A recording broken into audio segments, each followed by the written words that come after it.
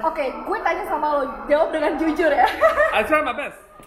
Apakah lo nggak sungkan dengan duduk atau ada di lingkungan orang-orang dengan HIV/AIDS? Assalamualaikum warahmatullahi wabarakatuh. Proud to be Eastside. I'm your host, Meto. Jadi kalau misalnya bilang orang kalau mau kerja gitu, belakangan ini atau mungkin beberapa bulan atau setahun yang lalu, apalagi masa pandemi, itu pas dia mau kerja, itu pasti ngasih CV dong, ngasih portofolio, ngasih biografi, semacam itulah. Tapi kalau orang ini yang datang ke tempat gua, itu gua nggak ngerti nyetak portofolionya segede apa sih, segini tebel. Karena memang datang orang-orang yang datang ke sini dan mau ngobrol sama kita, itu orang-orang yang punya karya kreasi untuk Indonesia. Proud to be East. Ya nggak Mel? Waduh, bener ini banget. Introduce-nya dihafalin berapa hari ya? Semalam tidur jam 2 sih sebenarnya. Untuk begini aja gitu. Dan itu udah jadi setting sebenarnya. Tapi inilah nih Mbak Amel ya. Mbak Amel. Amel aja kali ya? Amel ya? Oh Amel aja. Jadi kelihatannya kayak gue terlalu lebih tua nih sebenarnya. Cuman nggak apa-apa. Amel, tentu namanya bukan Amel dong. Nama panjangnya apa sih? Boleh tahu nggak sih? Oke, nama panjangnya sebenarnya Amelia Wisdasani. Oh, Tau nggak kenapa tuh? Kenapa? Ini seru. Kalau Amelia kan sebenarnya udah pasaran banget ya. Banget. Gue juga nggak ngerti. Textbook banget itu. Iya, kenapa nih orang tua gue nggak bisa lebih kreatif gitu ya? Namanya Amel, pasaran, sejuta umat pakai gitu kan. Tapi kalau Wisda cukup unik menurut gue karena Wisda itu adalah Wisuda, nama. bukan? Yes, exactly. Bener. Yes. Kenapa wisuda? Karena waktu gue lahir, bokap gue wisuda. Oh, sesimpel itu keren sebenarnya. banget. Berarti pas Cuma dihilangin U-nya doang. Itu jangan-jangan wisuda untuk S3? Iya. Kayaknya gitu deh. Soalnya kalau dibilang baru S1, kayaknya muda banget itu ya. Oh, keren banget di keluarga. Jadi kurang lebih gitu, jadi pas lahiran ternyata dia memang wisuda, jadi gak disangka-sangka gitu kan. Jadi Amel Wisda Sani ya. Kalau Sani itu sebenarnya lebih ke nama bokap sih ya, karena emang bukan lagu ya, Sani bukan. Kemudian karena kita kan. Oh gitu ya? Pede banget sih. Pede banget, memang harus. Tamu gue pede semua ya. Tapi kalau apa? Terus. Oke, Sani itu karena bokap gue Betawi. Namanya, sorry ya Pak, Mat Sani. Mat Sani. Betawi banget. Toto banget. Mat Sani. Mat itu dari Rahmat atau emang Mat? Panggil kayaknya cuma Mat Sani aja, namanya literally Mat Sani. Dan dia make Saninya untuk dikasih ke nama anak-anaknya tiga-tiganya. Jadi nama belakang? Yes, jadi nama belakang. Jadi kayak seakan-akan itu nama keluarga gitu. Oh, jadi kayak marga ya? Yes. Marga. Di kampung kita nih, Kak ngerti kagak lo kan gitu? Lu di kampung gue nih. Iya, lu di kampung gue. Nah, bicara soal namanya tadi Betawi segala macam. Berarti lu lahir di Betawi, di sini, Jakarta? Yes, lahir di dari Jakarta? Lahir. Jadi tinggal di Jakarta dari kakek, kalau nggak salah sih, kayaknya bokapnya kakek juga di sini gitu ya, dari kakek, dari bokap, dari punya tanah dong ntar lu ya. Wah kayaknya enak nih kalau. Jadi kalau mau nyari, waduh, panjang urusan deh. Anak Jakarta banget dah. Oh anak Jakarta banget, iya. Gue demen banget kalau udah bilang ngomongin Jakarta itu udah, aduh udah nggak habisnya. Jadi kurang lebih Amel Wisda Sani, itulah nama panjangnya Amel. Tapi gue rasa nggak sepanjang apa yang udah lo lakukan mungkin berapa tahun ke belakang ya. Wah itu buat gue cukup amazed ya. Bicara soal, mungkin kalau soal umur kayaknya ya biasa lah orang timur ya kalau soal. Tapi kalau dilihat karya apa yang sudah dikerjakan dalam 5 tahun belakang, kayaknya gue 5 tahun yang lalu gue pasti begini gitu kan. Kadang-kadang ada bicara yang ini dia udah berkarya 17 tahun, gue masih main gundu gitu kan.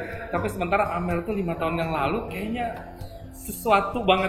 Karena jujur, lu adalah narasumber gue pertama yang gue gak cari tahu. Gue pengen ngobrol, gue pengen tahu lu tuh siapa, lu tuh bagaimana gitu, dan kenapa lu akhirnya sampai di sini gitu kan. Apalagi lu kemarin membawa emblem Jakarta ya. Saking bangganya sama orang Jakarta, ya kan? Jadi pemenang pula ya, bukan finalis doang, pemenang pula kan akhirnya, alhamdulillah. Jadi makanya gue cuma penasaran gitu, kenapa teman-teman gue terlebih di kita nggak di script soal umur ya, tapi soal karya. Jangan serius gitu dong, gue jadi kayak ngomong orang tua gitu. Dia merejut dong gitu. posisi gue diambil alih sama lo. Oh gitu ya? Nge-host. Nah kan? Gue biasanya Salah gue. nge-host. Salah nih. Gue biasanya wawancara orang, jadi udah ke bawah nih. Oh gitu ya? Jadi berarti lu wawancara serius mulu ya? Waduh. Waduh berat. Gue nggak ngomongin politik ya, gue nggak ngomongin pemerintah. Secara gue liat, wah dia nih kayak, aduh, gue kayak ngomong sama duplikatnya Najwa nih kayaknya. Amin. Nah balik lagi tadi, Yes. 5 tahun ke belakang ada beberapa yang gue lihat tentang lu Mel. Yes. Jadi kayak salah satu yang gue cukup amazed, lu menjadi seorang ketua in 2018, right? Nah, ini kan sebenarnya ini movement atau sebuah pancaran bahwa nggak selamanya orang yang menghadapi masalah itu dia akhirnya mau, tapi sekarang kebalik, lu nggak ngerasain tapi lu mau jadi mau buat organisasi yayasan untuk hal itu. Boleh nggak cerita sedikit apa sih itu 2018? Kalau gue juga cuma sedikit aja, ketua, aduh gue ketemu sama ketua lagi nih kan, kadang-kadang gue diomelin. Jadi apa sih tuh? Ini kayak malam ini kita akan Gerak. gue sih ya. Oh, Gue gerak. lebih kayak, oh ternyata gue udah pernah ngelewatin ini ya. Oh, gitu? Selama ini nggak, ya udah ngalir aja gitu. Flow aja? Iya. Dan karena lu nanya, jadi gue kayak kerikol gitu. Oke, gue ngapain aja selama ini? Tapi setidaknya nggak lupa. Terus itu gue yang siapa, gue yang mana gitu kan. Tapi beneran itu ngebuat gue penasaran, lu sebagai ketua yayasan untuk apa, AIDS ya, HIV ya, ya, right? Yes. Is that right? Oh, yes. Jadi apa namanya, di mana entah apa yang lo memperjuangkan mereka atau lo memberikan, kayaknya waktu itu ke sekolah ya, ke arah sekolah ya. Iya. Nah itu gimana sih ceritanya? Oke, gue Coba cerita ya. Ya paling 18 jam lah durasi. Karena umur gue 24, jadi kayak gue akan Yang ngomongin umur dong, gue udah menjaga suka ngomongin umur. Sensei gimana produser? Yang ngomongin umur dong, kurang brief, sorry pemirsa, tenot. Oke. Kita nggak punya permisa ya, karena kita talk show. Oke. Terus. Mad Dog. Oke, di sini gue sharing aja nih ya, berdasarkan apa yang sudah pernah gue alamin, pahit-pahitnya, manis-manisnya gitu ya. Iya, benar. Gue nggak tahu ini bakal jadi inspiratif atau enggak, ya udah yang penting dengerin aja gitu kan ya. Benar, sesuatu, oke? Yes, dan karena lo nanya gini, jadi gue tuh jadi ke-recall nih, Matt, perjalanan gue kenapa bisa sampai sekarang. Tapi gue sebenarnya tuh masih ngerasa gue belum menghasilkan karya apa-apa sih sebenarnya. Atau dibilang layak nggak layak gitu? Karena nggak pede. Oh gitu? Iya, karena gue rasa, jujur ya, kalau gue compare diri gue sama orang lain yang seumuran gue nggak ada apa-apanya. Jujur. Masa sih? Yes. Fucking 24 gitu loh. Tapi sebenarnya itu sifat dasar manusia ya, makhluk sosial yang nggak pernah puas akan sesuatu hal. Pasti. Udah dapat ini maunya lebih ya, anyway kayak gitu ya. Benar. Nah kalau tanya pengalaman kenapa bisa mungkin merambah ke dunia sosial juga gitu kan. Iya. Oke, dari zamannya gue masuk dari zaman SMA kali ya. Aduh, gue SMA masih apain ya? Gue masih naik sepeda, gue masih main layangan. Aduh, apet Sama banget kok, tuh. masih nongkrong-nongkrong. Masih ya. nongkrong-nongkrong Masih gitu dekil kan. demek ya. Iya. Pokoknya keling deh tuh pokoknya. Zaman-zaman keling. Kayak gue kalau masuk anak SMA zaman sekarang udah kayak upik abu deh. Lu PKB gua apaan, Mel? Lu bener-bener. Oke, terus. Anyway, waktu SMA, entah kenapa gue getol banget nih ikut-ikutan jadi panitia. Panitia, oke. Ya, Panitia. jadi awal kisahnya asik. Awal kisahnya Pada dahulu kala. Dari kelas 1 SMA udah tertarik untuk ikut organisasi ya, udah nyemplung di OSIS gitu ya. Oke, mulai dari OSIS. Ditambah lagi waktu itu ikut Cheers. Cheers. Yes. Cheerleaders. Go. Oh, cheerleaders. Oke. No fight with ya, yang lempar. Stay. Tapi gue juga ikut Rohis. Ikut Rohis. Itu bayangin dong, pakai gamis, pakai jilbab, dia 1, 2, GBA gitu. Oke. Nah, gue mulai getol dari SMA. Padahal SMP gue nggak ikut apa-apa, tapi entah kenapa SMA tuh pengen aja nyemplung. Kayaknya dunia ini mesti gue rasain deh. Oke. Nah, jadi dari kelas 1 SMA gue mulai ikut ekstrakurikuler yang belum pernah gue coba sebelumnya. Ternyata nyaman. Oh gitu? Ya, ternyata nyaman dan akhirnya alhamdulillah puji Tuhan pas kelas 3 SMA dipercaya 2 atau 3 ya lupa. Oke. Gue dipercaya jadi ketua pensi. Ketua pensi. Ya. Oke. Nah, mulai Guys, dari itu juga bukan suatu karya sih sebenarnya. Itu cuma apes aja nih. Iya, Apes aja. Lu jadi ketua ya. harusnya dia nih. Nah, ini gitu. Orang yang Harus dia jadi ketua nih. emang deh bener-bener. Terus. Temen gue, solid gue. Oke. Jadi mulai gue ngerasain pengalaman bertanggung jawabnya gue akan individu itu berawal dari gue menjadi ketua pensi, karena menurut gue pensi itu acara bergengsi bagi anak-anak SMA. Ya pasti pada zaman itu. Iya, dan gue ngerasa kalau gue nggak bisa bawa SMA gue Kenal atau gimana? bukan cuma sekedar terkenal, tapi acaranya bisa bergengsi dan di anak-anak SMA. Oke. Itu kayak sekolah di mana sih lu? SMA mana sih? Aduh, ini boleh sebut merek ya? Ya boleh. SMA 50 Jakarta, gue bangga. SMA? Jadi lulusan situ. SMA mana? 50. 50 Jakarta. Yes. Itu 50 Jakarta Timur ya? Ya. Oh. Cipinang, anak Cipinang. Ya. Terus? Ya, dari situ jadi gue mulai banyak banget belajar gimana caranya bisa jadi seseorang yang benar-benar dikasih tanggung jawab full sama sekitar, supaya lo tuh nggak ngecewain. Bener banget. Orang ngecewain acaranya. Dan diri sendiri tentunya. Iya, karena itu bakal jadi memorable moment menurut gue. Exactly. Dan jadi, ternyata pensi tahun segini oke gitu. Sabar dulu dong, punya gue. Alhamdulillahnya pensi tersebut berjalan dengan lancar. Ekspor 2 namanya. Oke, ekspor 2. Ekspor 2. Bahkan kita gelar after party setelah itu. Saking kita alhamdulillahnya dapat keuntungan. Pecah segala macam, dapat cuan ya gitu. Akhirnya bikin after party. Nah terus pasti kan nggak dari situ doang kan? Iya. Tapi menurut gue ya pemantiknya dari situ. Oh, triggernya di sana. Pemantik karena menurut gue di samping gue dulu gue demen nongkrong juga, maksudnya demen keluyuran gitu. Tapi gue berusaha untuk mengimbangi itu. I see. Karena gue rasa ini akan bermanfaat buat gue ke depannya. Oh. Dan ternyata benar waktu kuliah gue makin getol ikut ini, itu, sosial A, B, C, pokoknya. Iya. Tapi lo ambil fakultas apa sih sebenarnya? Kuliah apa sih? Gue ambil fakultas komunikasi, Oh, cocok. jurusannya mass communication. Jauh ya kuliahnya kampusnya? Di Inggris kan? Aduh malu. Itu keren banget. Padahal di Jakarta kuliahnya. Padahal Jakarta ternyata di Inggris gitu kan. Benar terus. Di daerah Sudirman, di LSPR. Yes. Nah, mulai dari kuliah gue mulai merambah ikut INA itu sampai gue ikut mencoba menjadi duta kampus waktu itu. Duta kampus. Jadi Bukan duta sampo kan? Bukan. Enggak bagus-bagus amat kayak rambut gue. Jadi Agak ikal-ikal gimana? Keriting malah. Terus. jadi Mr. Miss LSPR. Oke. Nah, kalau Ngeri. lo nanya kenapa gue bisa nyemplung ke yayasan itu, awalnya dari situ. Awalnya dari situ. Jadi sebagai duta kampus, kita adalah representatif dari kampus yang akan mewakili kampus.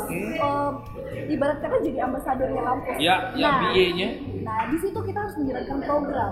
Salah satunya adalah program sosial. Ya. Nah, program sosial ini kita dedikasikan memang untuk yayasan HIV. Oh. Kayak gitu. Jadi bukan karena ditunjuk lo untuk jadi ketua, tapi memang arahannya dari awal ke arah sana. Di situ sebenarnya. Jadi memang yayasan ini sudah berdiri cukup lama. Oh gitu. Sudah 10 tahun. Dan lo jadi ketua saat itu 2018. Hah, gile men. Itu lebih tepatnya ketua pengajar, nanti gue cerita ya. Ketua pengajar. Yes. Nah, nyemplung dari situ, gue mulai ibarat kata apa sih bakti sosial ya waktu itu sebutannya baksos ya. Nah, mulai dari menjadi duta itu gue ikut baksos sana sini. Akhirnya setelah lengser. Entah kenapa. Dia mau dong lo. Kalau lo percaya nggak percaya atau lo mungkin pernah merasakan ketika lo masuk dalam kelompok tertentu, komunitas tertentu, hati lo yang akan berbicara. Ya, oke. Kalau merasa ini adalah dunia lo atau ini merasa panggilan hati buat lo akan stay. Oke. Tapi kalau tidak, ya udah dia akan move. Oh, akan lepas gitu aja. Yes. Dan gue merasa ketika gue bakti sosial di yayasan itu, gue merasa hati gue terpanggil lagi untuk kembali, comeback. Karena memang itu yang Iya, kenapa? Karena gue mulai sadar bahwa lu gak punya sosial. Dan akhirnya bersosial gitu. Jadi gue mulai sadar lebaynya ya, mensyukuri arti hidup. Wah gila men. Itu waktu kuliah tuh? Waktu kuliah. Men kuliah berarti umur 18 tahun men, dan lu sadar arti namanya hidup. Iya, kenapa? Yang 18 tahun lo udah sadar belum? Karena gini, gue cerita ini ya, sebenarnya gue bukan menjual cerita gue ya, tapi gue sharing ya, kenapa gue bisa mengartikan sedalam itu.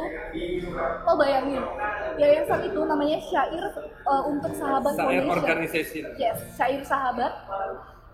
Akrabnya memang disebut Syair Sahabat, dan itu adalah yayasan yang menaungi dan mendampingi anak-anak dengan HIV/AIDS. Mendampingi dalam hal apa nih? Gitu kan? Mereka ini adalah anak-anak yang memang sudah terpapar HIV dari lahir. Kenapa bisa terpapar? Ya memang sudah dari lahir.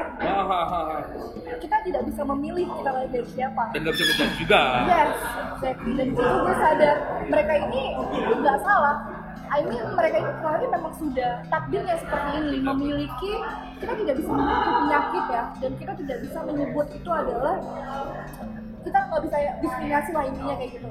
Benar. Karena mereka sudah terpapar, mereka tidak bisa memilih, ya gue nggak mau gue kena ya, tapi gue kena gitu. Dan gue menyadari di situ bahwa takdir memang sudah ditakdirkan untuk manusia gitu.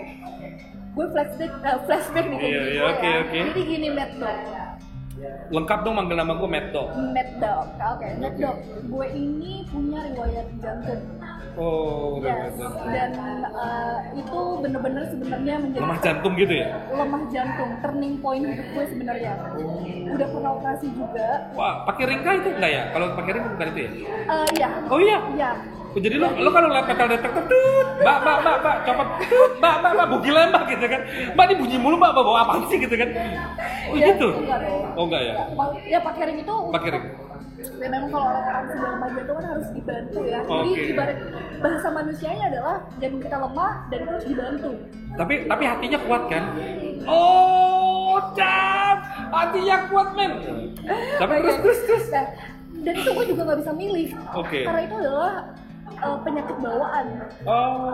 Tapi sayangnya waktu gue dioperasi gue masih ingat banget tahun 2010.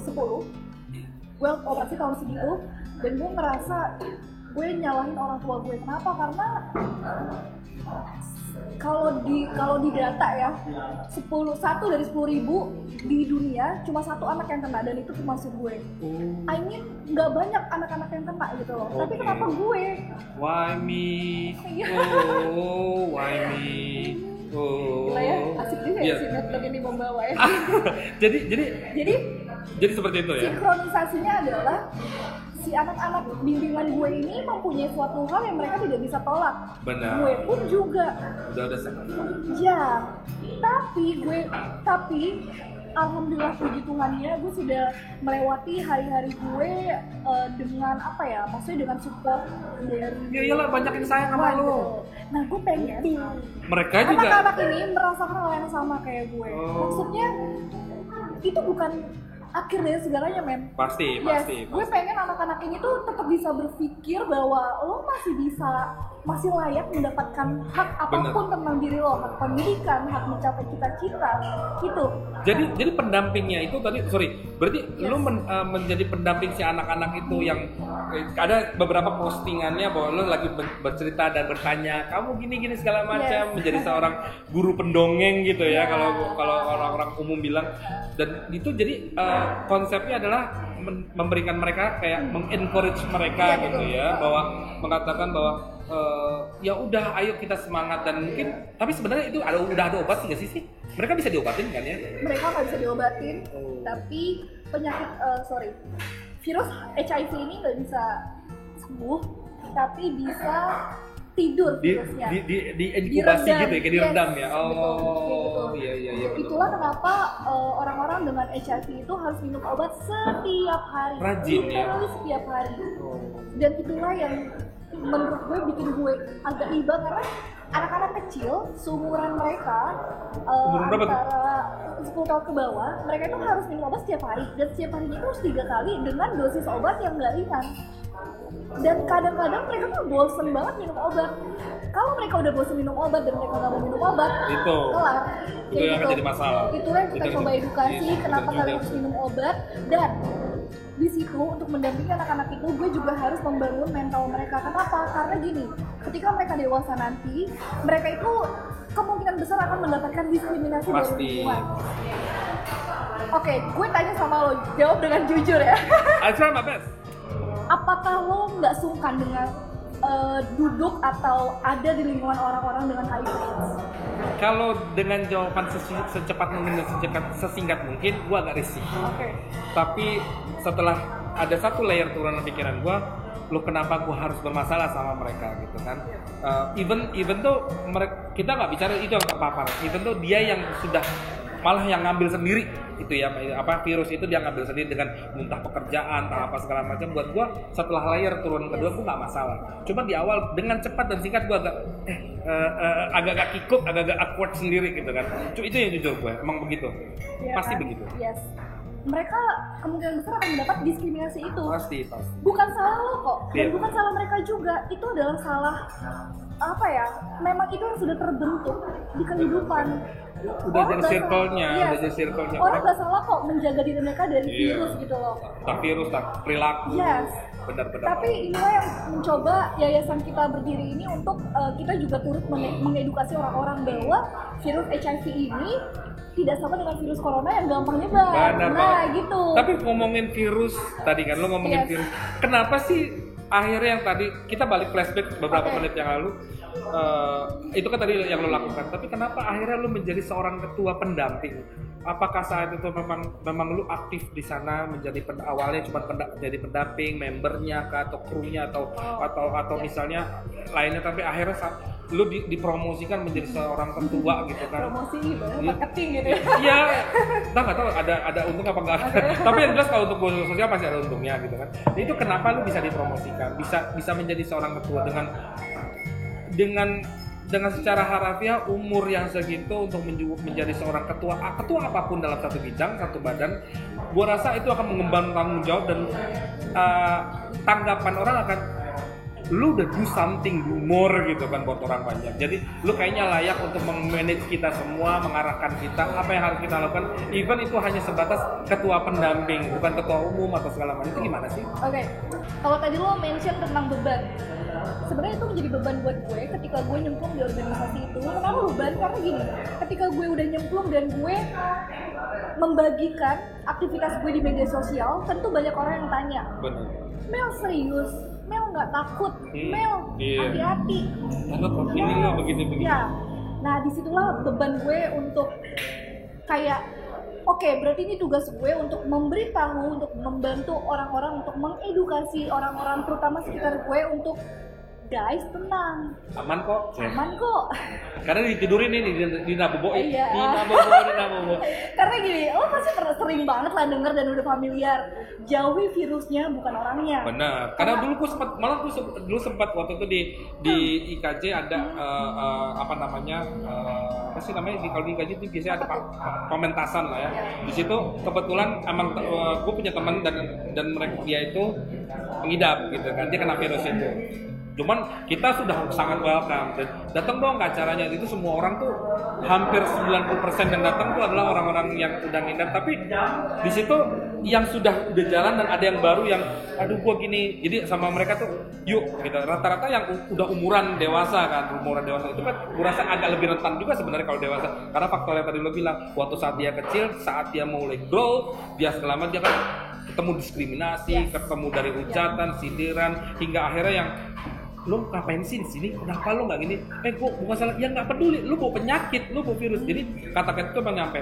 Cuman kalau ngomongin itu ya, gue rasa memang semua orang akan berjibaku gitu kan. Nggak cuman virus HIV, gue bilang HIV atau AIDS gitu kan. Tapi banyak penyakit atau yang hal seperti itu yang teman-teman kayak lu berjuang untuk menyatakan nggak usah takut, semangat segala macam, hidup masih banyak, kita nggak tahu kapan kita mati gitu kan. Intinya lu tetap jalan, lu tetap melakukan aktivitas dan kasih tahu sama mereka bahwa gue ini bukan monster, gue ini bukan pembunuh yang harus lo takutin, gue bukan residivis.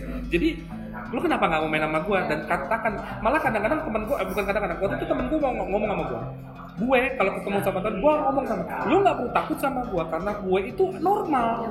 Gue mungkin emang dari kecil ada yang emang dia kena karena dia pekerjaan misalnya.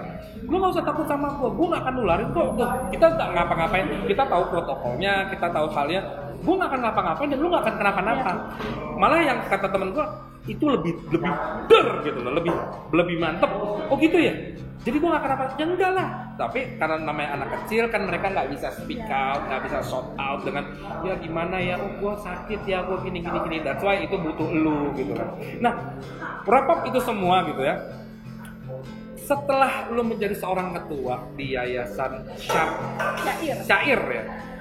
Dan itu selang berapa bulan kalau nggak salah, kenapa lu banting setir? Atau mungkin bukan banting setir, lu serius dan lu bikin, ini ngomongin apa dia orang gitu, dia mau ngomongin apa, dia mau ngebacain aku apa ya? Karena udah terbiasa jadi host, mungkin dia mau ini, mungkin mau ini, jadi jawaban gue sih ini. Gue tahu, makanya gue buat lo ngeblan dulu gitu. Gue paham, ternyata lu bisa gue mainkan, yes. Gue masih menang set. Jadi maksud gue setelah di tahun itu lu menjabat dan melakukan sesuatu, kenapa di tahun berikutnya lu ngedrive balik dan menjadi seorang abang none Jakarta? Surprise kan?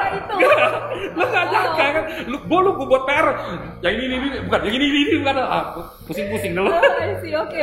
Nah itu kenapa tiba-tiba lu akhirnya kan lu udah asik di belakang layar, menjadi seorang pendamping, membuat lakukan sosial segala macam, memberikan kebaikan, memberikan kenikmatan sama orang-orang dan keharmonisan apapun lah sebutannya untuk hal sosial gitu. Tapi kenapa tiba-tiba lu langsung membuat exposure, tampil depan umum dan tada aja gitu kan, unjuk gigi, unjuk senyum, emang cakep sih, emang nggak bisa dibohongin. Tapi ya itu gimana?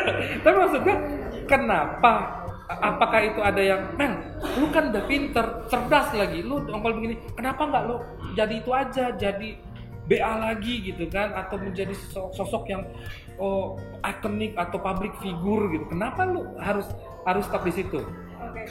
Produser gue bilang udah 9 menit, bodo amat. Nggak, gue gak peduli. Lanjut. Sisa 9 menit. Iya, katanya sisa 9 menit sekian, 10 menit. Gue gak peduli. Terus lanjut. Oke. Pertanyaannya kenapa gue banting setir ya? Gue disclaimer dulu sedikit ya. Boleh. Ya pasti. Gue di posisi di Syair Sabri ini bukan ketua yayasan ya, tapi ketua pengajar. Ketua pengajar atau pendamping tadi ya? Nanti mau tahu info, takutnya salah info gitu. Nanti ketua pendamping ya. Pasti ketua pendamping. Yes. Nah, terus ini, gue mau jawab sedikit. Kalau misalkan teman-teman takut, gue cuma bisa bilang gini, guys, kalau misalkan virus itu gampang tertular, gue udah kena. Pasti. Yes. That's why kenapa gue masih bertahan di sini, karena ayo guys, gue mau edukasi lo nih bahwa virus itu tidak semudah yang kalian bayangkan katanya. Kayak gitu ya. Karena ini berkaitan kenapa gue bisa banting setir. Oh, itu ada kaitannya. Karena gini, menurut gue kegiatan sosial yang gue lakukan di hidup ini harus terus berjalan dan harus berkesinambungan. Karena gue pingin materi dan sosial gue ini balance. Materi maksudnya materi. Dalam arti gini, di kegiatan sosial ini gue nggak sama sekali mendapatkan materi. Oh gitu? Bahkan kita yang mencari materi gitu. Bahkan kita yang mencari donatur untuk bisa ngebiayain yayasan ini. Iya. Gua coba untuk nyampe terus. Nah, kenapa gue harus bilang balance? Karena gini, ketika ya, misalnya Amir, gue jadi miliarder misalkan. Amin. Nah, tapi ketika gue nggak punya kegiatan sosial, gue nggak pernah dididik, gue nggak pernah menanami diri gue untuk hal sosial, gue akan buta dengan materi. Itu menurut gue akan gelap mata terhadap materi, gue akan banyak lebih fokus terhadap materi yang gue punya, tanpa gue tahu itu harus dialokasikan kemana di hidup ini gitu. Tanpa gue tahu sebenarnya materi yang gue punya itu adalah hak orang lain juga sebenarnya. Yes, kayak gitu. Jadi gue berusaha menanamkan ke diri gue bahwa sosial dan materi gue harus balance nih. Tapi kenapa jadi itu dia. Ikut abang none gitu. Kenapa itu sosial gitu, dan materi. Yes. Gue sih mencoba untuk melihat menerka-nerka akankah lu akan mendapatkan materi dan sosial tadi di abang none. Tapi lagi ada nggak? Pasti ada orang yang jadi abang none atau aku mau daftar gitu kan, gimana cara gue tanya-tanya sama temen lo. Nah itu kenapa lu bisa jadi abang none? Awal mulanya karena bukan tertarik dengan dunia pageant, tapi itu dia tadi pageant. Jadi kalau abang none, abang none, Putri Indonesia, let's say dan lain-lain. Iya. Itu sebutannya beauty pageant. Beauty pageant, Kontes kecantikan. Oh. Ya kontes ya. Gue mikirnya kontes burung gitu. Kayak kontes nyanyi Indonesia Idol gitu. Oh. Nah kita nyebutnya itu beauty pageant. Itu oke beauty pageant. Terus. Wawasan baru ya. Iya. Gue mikirnya kalau misal gue ikut begituan gue jadi apaan ya? Bisa dong. Karena kita karantina, push up lo badan lo bisa jadi. Ya, kalau badan jadi tapi maaf mas, karakter muka nggak cocok mas, gak ada ganteng-gantengnya. Siapa bilang? Iya, itu lu bohongin gua itu namanya jahat lu. Jadi, oke. Terus? Nggak dipungkiri di dunia ini pun gue juga nyari materi dong untuk gue hidup, untuk gue bisa melangsungkan hidup gue. Nah, gue pikir Abang None ini menjadi pintu untuk gue bisa nantinya kedepannya gue ambil ini gitu. Karena lu akan menjadi seorang public figure ya.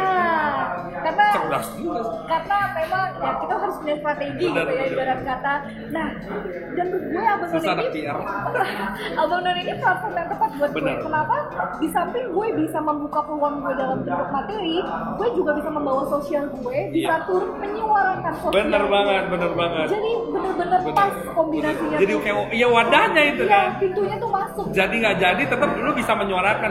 Oh dia bisa begini, oh dia begini. Iya bener juga ya begini. Iya, karena gini, menjadi Abang None itu kan juga menjadi representatif dari Jakarta. Pasti. Dan kita itu juga sering dikirim ke daerah, bahkan ke luar negeri. Oke. Untuk menjadi representasi Jakarta dan Indonesia. Kayak kemarin ke Korea ya? Iya. Kamsahamnida. Itu. Nah, itu dia yang menurut gue otak gue langsung nih. Langsung. Oke, kalau gue bisa masuk sini, sosial gue akan bisa gue suarakan. Syair gue akan bisa gue suarakan ke lebih banyak orang. Jadi sampai lagi. Sekarang masih tuh? Masih. Si Yayasan Syair tadi masih aktif? Masih aktif. Masih aktif dan insya Allah kita maunya tetap aktif walaupun nanti regenerasi gitu kan. Pasti.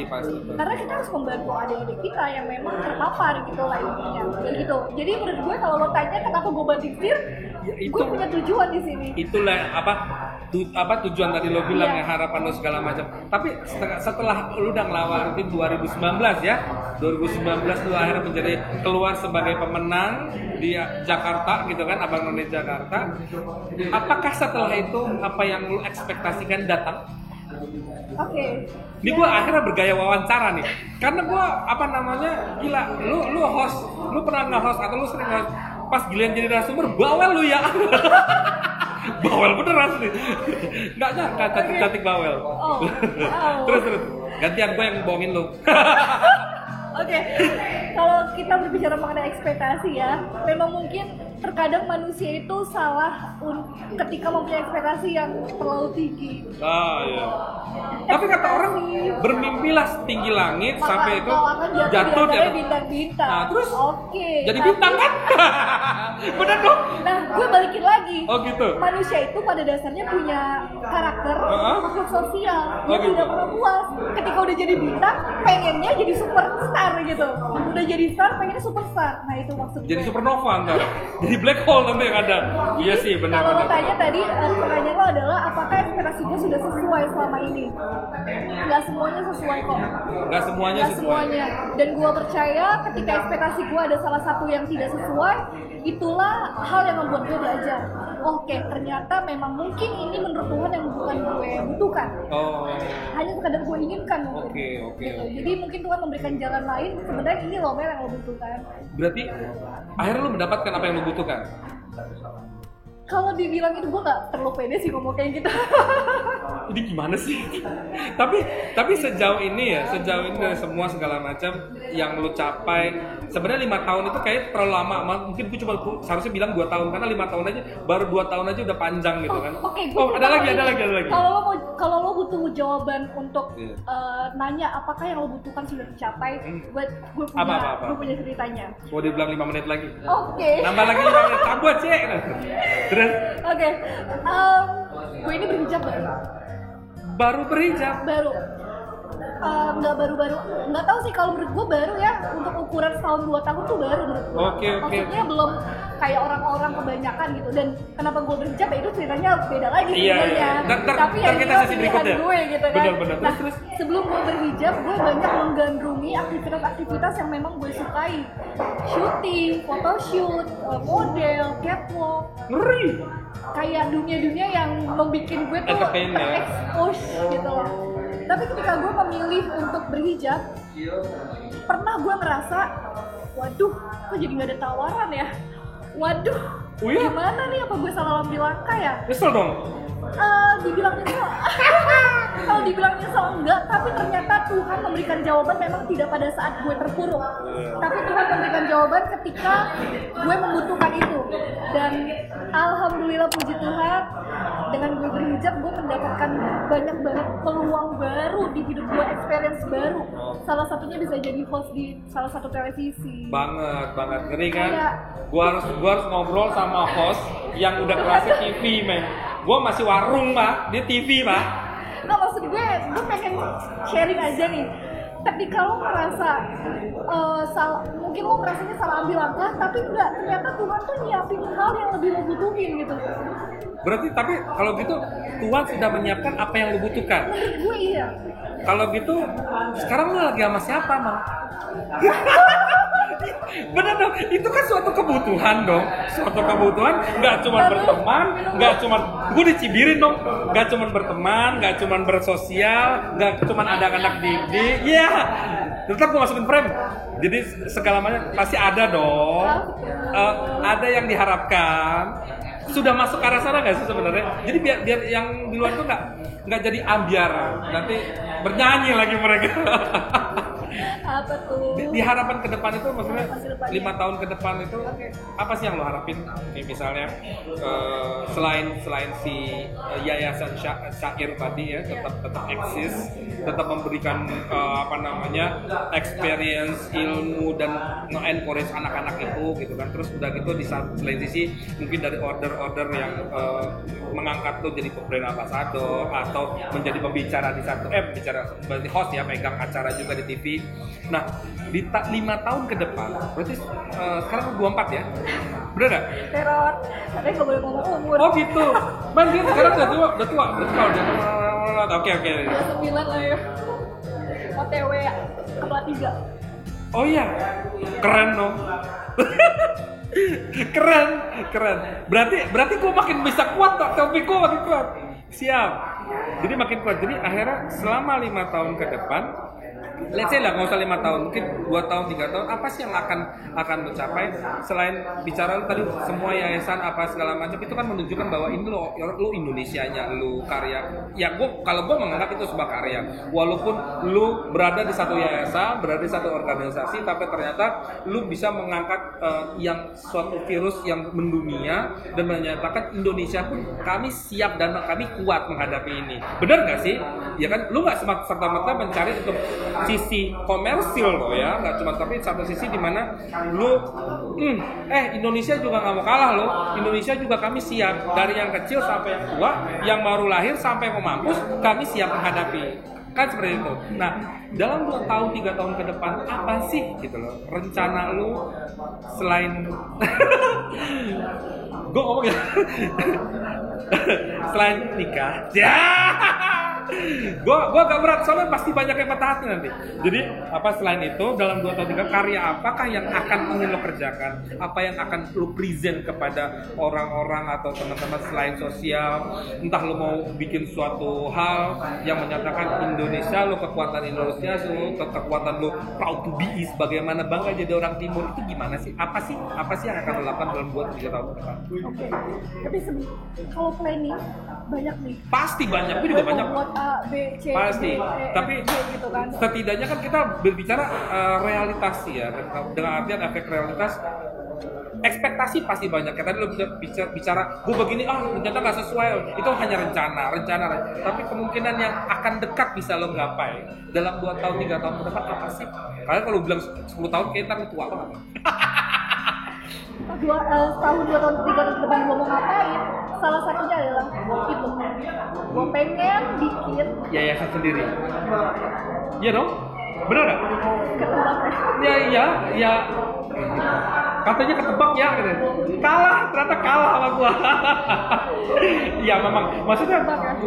Jadi lu akan buat yayasan lu sendiri dengan kekuatan yang sudah lu punya, dengan informasi segala macam, yang dimana lu akan bawa itu ke orang luar hingga orang dalam, pembuktian bahwa salah satu penyakit yang ada gitu di dunia menjadi masalah sosial, apalagi ya masalah sosial itu sebenarnya bisa dilawan, bukan dilawan, maksudnya apa ya bisa dibilangnya kalau apa sih gue lupa, bukan dilawan, sebenarnya kayak bisa nggak perlu ditakutin ya kalau kata lo nggak perlu ditakutin dan nggak perlu menjadi itu suatu kayak orang maaf ya gitu, kayak orang Kristen atau apa ya gitu kan harus dijauhin gitu kan, geli gitu, tapi ini kan nggak kelihatan, jadi itu misi lo yang ke depan nanti. Dan kalau berbicara yayasan apa, Mel?